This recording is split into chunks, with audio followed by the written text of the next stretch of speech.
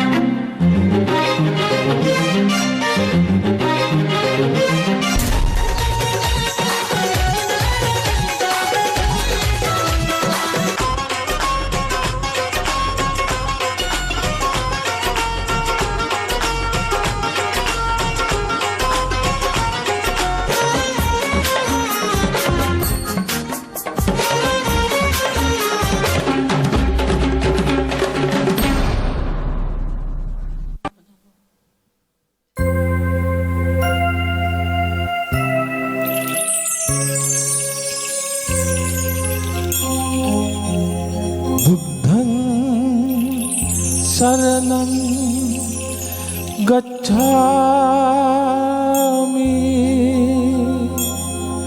धम्मं शरणं गच्छामि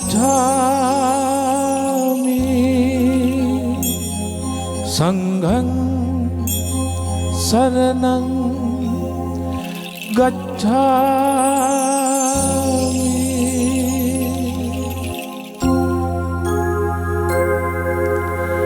वो बैरागी मन खलंबे दो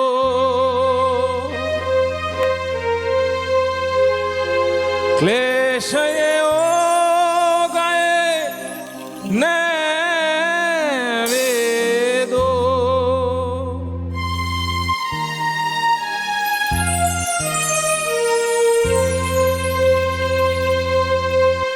ओ बैरागी मन කැළඹේදු පිවිතුරු හදවත බෑරේදෝ එම විට පවසනු මුවින් ඔබේ බුද්ධං සරණං ගච්ඡාමි එම විට පවසනු මුවින් ඔබේ බුද්ධං සරණං ගච්ඡාමි शरणं गच्छामि धम्मं शरणं गच्छामि संघं शरणं गच्छामि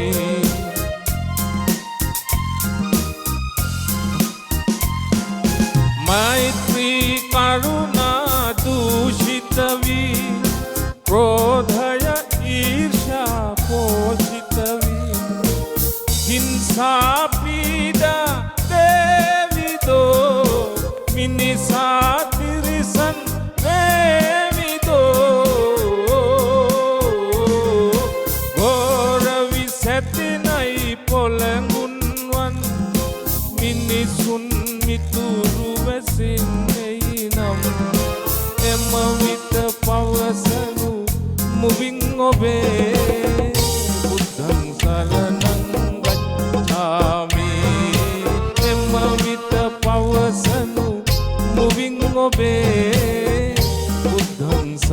සරණං ගච්ඡාමි බුද්ධං සරණං ගච්ඡාමි ධම්මං සරණං ගච්ඡාමි සංඝං සරණං ගච්ඡාමි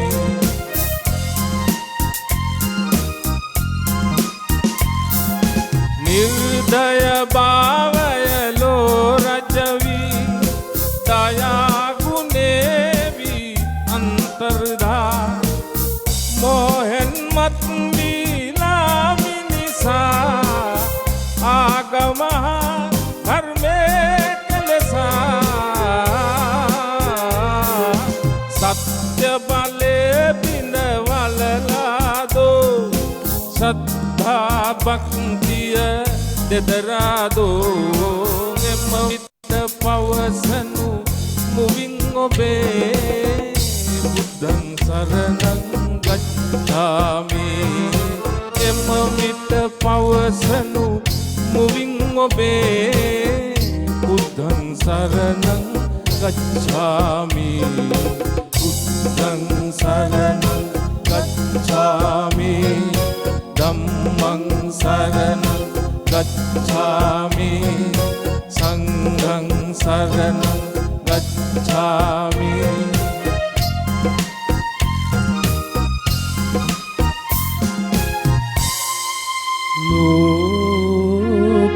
ලෝකපියා සින්දේ ලොවදනගේ ව්‍යාකුල සිත්හි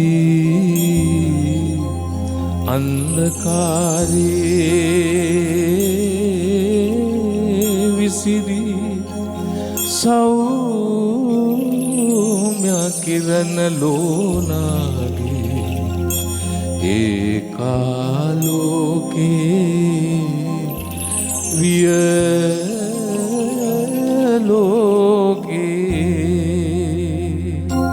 වියලෝකේ අමා ශාන්තියේ සෙවනල්ලේ දනමන නෑ වූ ප්‍රේම ජලේ මර සටනින් අපරාජිත වූ සුර නර පුත ලබ පූජිතගේ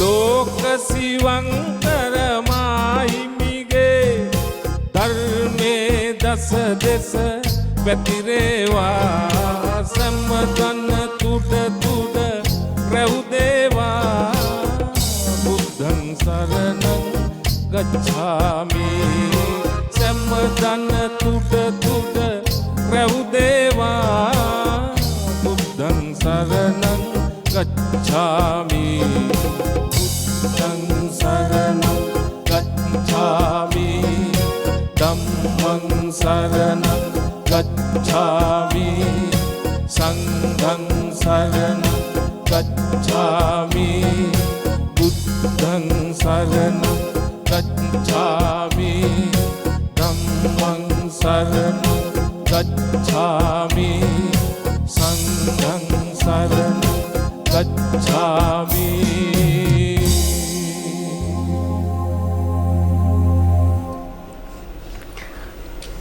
අසංක අද දුරුතු පෝය ඒක තමයි පෝය පිළිබඳව අපි ඉතින් ලොකුවට කතා කරන්න ඕනේ නැහැ මොකද 6:55 ඉඳලා සවනක් රැස් වැඩසටහනේ පෝය ගැන කතා කරානේ. හැබැයි සිරි සම්බුද්ධ දේශනාවේ උන්වහන්සේ දේශනා කරලා තියෙනවා මේ manussත්ත්ව පටිලාභෝ පරම දුර්ලභෝ කියලා. හැබැයි බුදුහාමුදුරුවෝ දේශනා කරේ නැහැ ඉන්දික දේවත්ව පටිලාභෝ පරම දුර්ලභෝ හෝ බ්‍රහ්මත්ව පටිලාභෝ පරම දුර්ලභෝ කියලා දේශනා කරේ නැහැ. manussත්ත්ව පටිලාභෝ ඒ කියන්නේ මිනිස් භවය ලබා ගැනීම. ඉතින් අර ගායනා කරපු ගීතය ඇතුලේ මේ ගලා යම නැද්ද? අනිවාර්යයෙන්. ඔබට එහෙම හිතෙන්නේ නැති සමහර විට. මේ කියන්නේ මේ විරල වූ මනුෂ්‍ය ආත්මය ඇතුලේ අපි මිනිස්සෙක් විදිහට ඉපදිච්ච වටිනාකම් තේරුම් ගන්නවද නැද්ද කියන එක අද දවස් වෙනකොට ප්‍රශ්නාර්ථයක් වෙලා තියෙනවා. ධම්මානුධම්ම පටිපදාව ඔබේ ජීවිතේට ලං කර ගන්න පුළුවන් නම් අපි හුඟක් දුර ගිහිල්ලා මේ වෙනකොට අසංක දැන් බෙක් මාස්ටර්ගේ මේ ගීතයට 100%ක්ම සාධාරණ ඉටු කරා කියමුකෝ අපි. කෙනෙකුට කේන්ති ගියොත් නෑ කියලා අපි හිතමු 98ක් ඉටු කරා කියලා. එතකොට ඉන්දික එහෙම ඉටු කරන්නට ඉන්දිකට ලැබෙන පන්නරය කිසියම් අවස්ථාවකදී පෙරිලා ඇවිල්ලා විශාල සංඛ්‍යාවකකින් පෙරිලා පෙරහංකඩ කීපයකින් පෙරිලා ඉන්දිකව ඉස්මතු වෙනවා අවසන් වටේට. මොකද්ද ඉන්දිය? ඉතින් මේ අතරම මම දැන් මගේ නිවස මගේ උපන් නිවස අලුත්ගම ඒ තියෙනවා. දෙවෙනි නිවස මේ ඇයි කියන්නේ මටත් මේ උප්පත්තියෙන් හැකියාවක් තියෙනවා ඇති කලාවට සින්දු කියන්න හරි මොකක් හරි දෙයකට ඒකේ මේ රටේ ලෝකේ ඉන්න රසිකයා දැනගත්තේ මේ ස්වාධීන රූපවාහිනී සේවයට මම සම්බන්ධ වෙලා 2006 අවුරුද්දේ තිබුණා ස්වර්ණ සම්මාන කියලා ගායන තරඟවලිය. ඒක එච්චරමයි තිබුණේ. නැවත වතාවක් තිබුණේ නැහැ. ඉතින් එතෙන්දී මම බොහොම තියුණු තරඟයකින් අවසන් වටේට ආවා. ඒ ගමනේ තාම මම ඉනවා ඉතින්. දැන් අවුරුදු 15ක් විතර වෙනවා නේද? ඒ නිසා මේ අපිට ලොකු අයිතියක් තියෙනවා මොකද මේ මහගෙදර හදපු චරිතයක්නේ.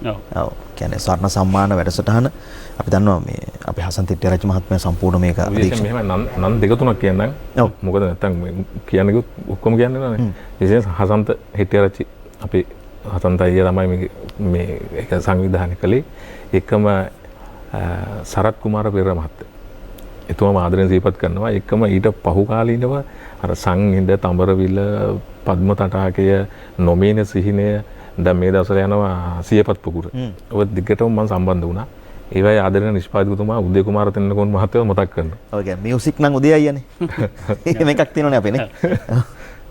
හරි. මේ එතකොට මේ අපි හැමින් කතා කරමු. තව ඉස්සරහට කතා කරගෙන යමු. අද පොයට පන්සල පැත්තේ යන්න සමහර විට ඔබට වෙලාවක් තිබෙන්නේ නැතුව ඇති. මාසෙට එක දවසක් වෙන පොයටවත් පන්සලට ගොඩ වෙන්න බැරි තරම් අපි මේ අපේ සාමාන්‍ය ලෝක ඇතුලේ කාර්යබහුල වෙලා. ඒකට දොස් කියන්නේ නැහැ. අපි ඔබ කැඳගෙන යනවා ලංකාතිලක රජමහා විහාරයට.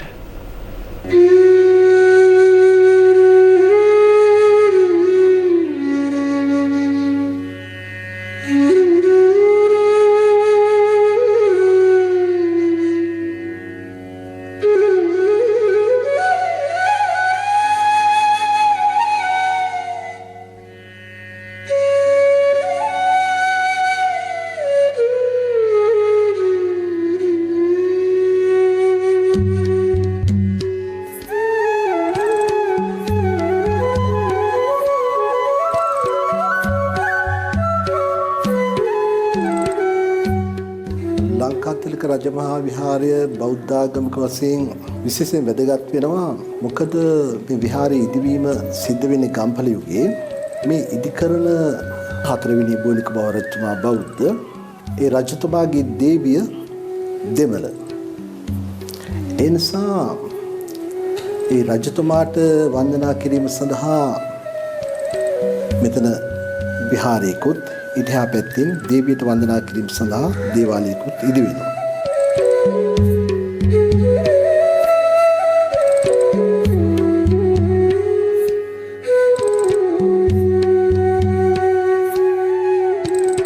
ගම්පල යුගයේ 1341 සිට 1348 දක්වා හිටිය ගම්පල හිටපු ගුවනක බාහු රජුරුවන්ගේ කාලේ හිටියා එතුමාගේ අග්‍රාමාත්‍යතුමා සේනාධි ලංකාර කියලා.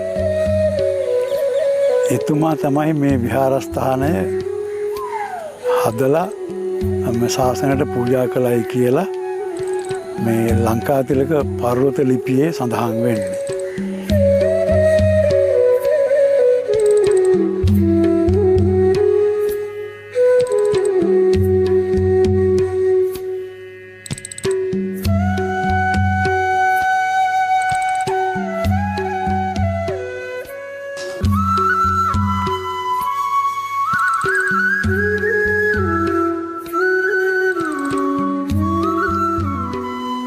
ගම්පල යුගයේ 1344 වෙසක් පොහෝ දින තමයි පළමුවෙන්ම මේ විහාරස්ථානය මහජනතාවට වැඳුම් පිදුම් කිරීම සඳහා විවෘත කරලා තියෙන්නේ.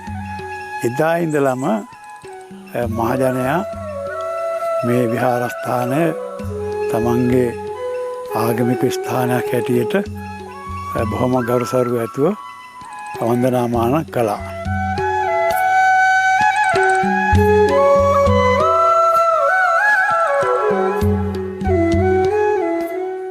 ලංකාතිලක විහාරස්ථානයේ තියෙන මේ මහා පිළිම වහන්සේගේ විශේෂත්වයක් තියෙනවා. ඒ විශේෂත්වය තමයි අපේ බොහෝ අයට දැකලා හුරු පුරුදු අනුරාධපුර පොළොන්නරු යුගවල තියෙන බුද්ධ ප්‍රතිමා වහන්සේලාට වඩා හාත්පසින් වෙනස් ප්‍රතිමාවක් තමයි ලංකාතිලකේ තියෙන්නේ. ඒකට හේතුව මේ ප්‍රතිමා වහන්සේ නිර්මාණය කරලා තියෙන සම්ප්‍රදාය. මේ සම්ප්‍රදාය අපේ රටේ තියෙන සම්ප්‍රදායක් නෙමෙයි. මේ සම්ප්‍රදාය තියෙන්නේ දකුණු ඉන්දියාවේ තමිල්නාඩු ප්‍රාන්තයේ. මේ සම්ප්‍රදායට තමයි පල්ලව සම්ප්‍රදාය කියලා හඳුන්වන්නේ. පල්ලව සම්ප්‍රදාය බුද්ධ ප්‍රතිමා වහන්සේලා හඳුන ගන්න පුළුවන් බුදු පියාණන් වහන්සේගේ නේත්‍රාවලින්. දෙනෙත් විවෘතවයි පවතින්නේ. විවෘත දෙනෙත් දිගුනාසය, පළල් මුඛය, ඒ වගේම කම්පෙති පවා වෙනස් ආකාරයට සිහින් දිගටි හතරස් කම්පෙති තමයි දකින්න ලැබෙන්නේ පල්ලව සම්ප්‍රදායේදී. ඒ ශිල්පීය උපක්‍රමයක් විදිහට භාවිතා කරලා තියෙනවා බුදු පියාණන් වහන්සේගේ නේත්‍රාවල තැන්පත් කරලා තියෙන ස්වභාවික මණික් ගල් දෙකක්. මේ මණික් ගල් දෙකක් යොදලා තියෙන නිසාත් අඩවන් දෙනතේ තියෙන ශාන්ත භාවය වෙනකොට තේජස් බව මේ ප්‍රතිමාව තුළ ඉස්මතු වෙනවා. ඊළඟට මේ ප්‍රතිමාවේ තවත් විශේෂත්වයක් තමයි බුදු පියාණන් වහන්සේගේ සිරසට උඩින් ඔබ දකින කොටස. ওই කොටසට කියන්නේ සිරස්පත කියලා, ගිනි දැල්ල කියන නමත් භාවිතා කරනවා. ওই සිරස්පතත් බුද්ධ ප්‍රතිමාවලට එකතු වෙන්නේ නුවර ගම්පල යුගවලදී.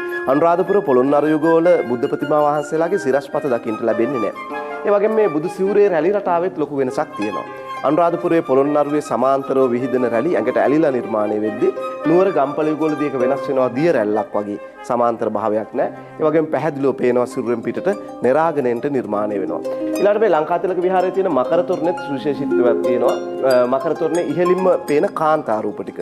ඒ කාන්තා රූප උඩුකය නිර්වත්, අඩ නිර්වත් කාන්තා රූප දකින්න ලැබෙන මකර තොරණක් තමයි ලංකාතිලකේ තියෙන්නේ. ඒකත් විශේෂත්වයක් වෙනවා. ඊළඟට මේ ලංකාතිලක විහාරයේ තියෙන තවත් සුවිශේෂී සිතුවමක් තමයි මෙන්න මේ ආරුක්කු තුල ඔබට දකින්න ලැබෙන්නේ. මේ සිතුවමට තමයි සිව්හංස පුට්ටුව කියන්නේ. හංසයෝ 4 දෙනෙක් මේ ආරුක්කුවේ රවුම මැද හංසයෝ 4 දෙනෙක් යොදාගෙන කරලා තියෙන හංස පුට්ටුවක් තමයි ලංකාතිලකේ තියෙන්නේ. ඒකත් සුවිශේෂී කාරණයක් වෙනවා. විශේෂයෙන්ම මේ විහාරයේ මුල් අවස්ථාවේදී මහල් 4ක් තිබිලා තියෙනවා. මේ වෙන විට මහල් 3යි තියෙන්නේ. 4 වෙනි මහල් විනාශ වෙලා. 4 වෙනි මහල තියෙද්දි මේ විහාරයේ වහලේ මුදුන සකස් වෙලා තියෙන්නේ දකුණු ඉන්දියාවේම තියෙන ওই ගෘහ නිර්මාණ ක්‍රමයක් වන ගෙඩිගේ ක්‍රමයට. ඒ ගෙඩිගේ ක්‍රමයට තමයි වහලේ සකස් වෙලා තියෙන්නේ. 4 වෙනි මහල විනාශ වුණාට පස්සේ තමයි පසු කාලීනව වටේ දකින්න ලැබෙන වහලේ සකස් කරලා තියෙන්නේ.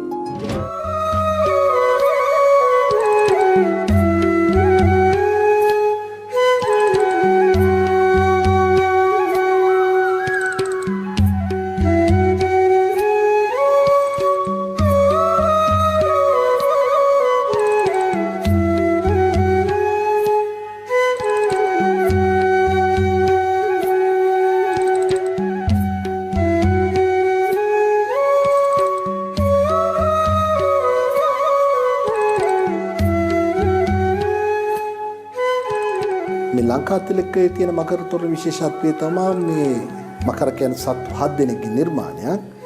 මේ ලංකාතිලකයේ තියෙන මකර තොරණේ මකරගේ කටින් පිට වෙන ගිනිදැල් අතරින් නිර්මාණය වෙනවා සත්වයාගේ සසර ගමන.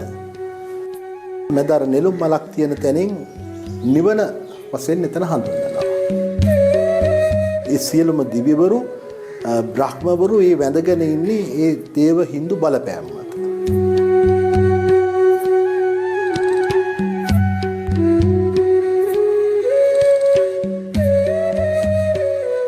දැන් මේ සෙල්ලිපියේ සඳහන් වෙනවා එක තැනක සියලු රටවැසියන්ගෙන් සියලු ලංකා වාසීන්ගෙන් මේ විහාරස්ථානයට අවුරුද්දකට හැම ගෙදරකින්ම පණන් එකක් විහාරස්ථානයේ නඩත්තුව සඳහා දෙන්න කියලා. එතකොට එතනින් අදහස් කරන්නේ ලංකා වාසීන්ම මේකට සම්බන්ධයි. ඒ නිසාම ලංකාතිලක කියන නම කිව්වත් කියලා සමහර අය පාවිච්චි කරනවා. ලංකා අධිකාරියතුමාගේ නම සම්බන්ධ කරලා ලංකාතිලක කියලා හැදුනක් කියලා කියනවා. කෝට්ටේ යුගයේ හිටිය 4 වෙනි බුවනක බාහු රජුරුව තමයි නැවත ප්‍රතිසංස්කරණය කරලා මේ මට්ටමට හදලා තියෙන්නේ.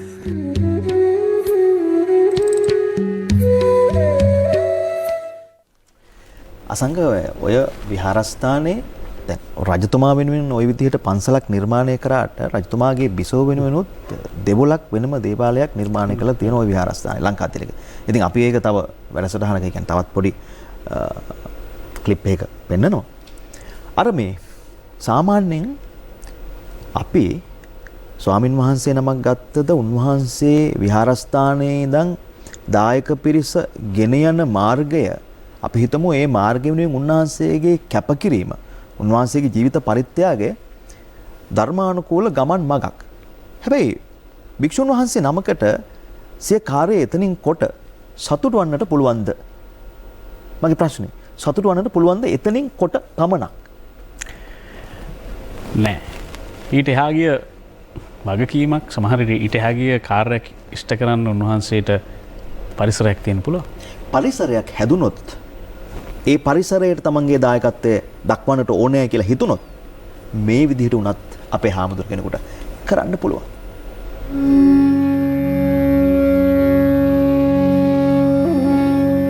කෙනෙකුට තමන් සතුව තියෙන වස්තුව දන් දෙන්න නැත්තම් බැරිද තමන්ගේ දහඩිය දන් දෙන්න? තමන්ගේ ශ්‍රමය දන් දෙන්න. එහෙම දන් දීලා පාරමිතා පුරන බෝධිසත්වයෙක් බවට පත් වෙන්න බැයිද?